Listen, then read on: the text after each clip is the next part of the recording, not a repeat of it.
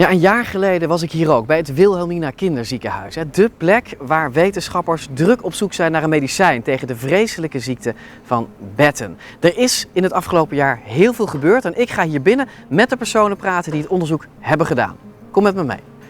Can you tell me what role you play in all this research? The main idea of my project is to develop a zebrafish model for Batten disease.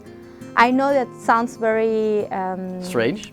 Yes, but actually zebrafish has emerged as a very powerful tool for biomedical research because at early developmental stages it's transparent, it's small, and because of the external fecundation you can study important developmental process under the microscope. In addition, 70% of human genes are conserved in zebrafish and 80% of genes connected to a genetic disorder has a zebrafish counterpart. All right, so in other words, zebrafish are a simple model of humans, right? Genetically speaking. Exactly. At cellular level, we are very similar. Actually, the goal of this project is to use this model that we try to identify new therapies, and then once that seems to be good or working in our model, we can go to more complex models, and then we'll faster go to the patients that is at the end our final goal. The human patients. Exactly.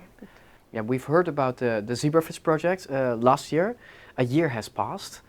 Can you tell me what steps have been made? So in the past year, actually, many things has happened in the Batten disease field. Finally, I think we have identified a biomarker for the disorder that before we didn't have it. And the nice thing is that we could see this biomarker in the patient, in mice, and in the zebrafish model. So finally, we have a starting point to unravel the function of this gene and also to find a drug that maybe can reverse these changes. I mean, it's still going on, right? Mm-hmm. How much more work is needed?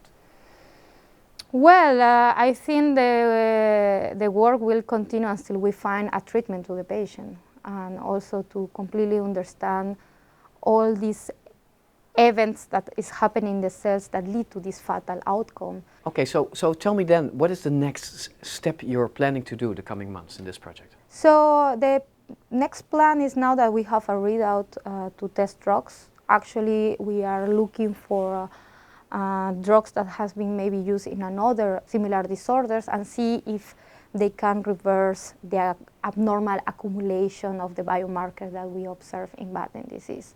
Unfortunately, science is very expensive.